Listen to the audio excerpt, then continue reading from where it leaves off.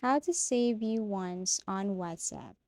So if you want to view your message at least once and you don't want to view it again, what you're going to do is to look for that specific conversation that you want to view.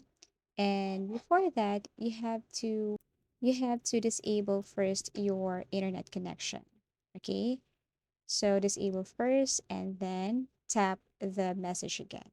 So as you can see, if this one is a picture, all you have to do is to tap that and do some screenshot.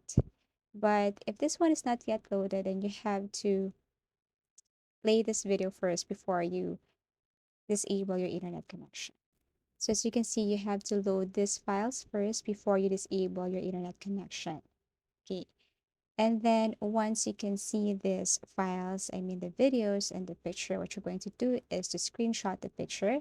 And for videos is you just have to simply turn on your screen record. Make sure that you have your screen recorder application on your device so that if you tap this video here, then you can screen record everything. Once done, you just have to go to your file manager or file folder to view this video again. And you can go to your album to view this picture again. As easy as that. So that's it. I really hope that this video helped you. Thank you for watching this, and I hope to see you in our next video tutorials.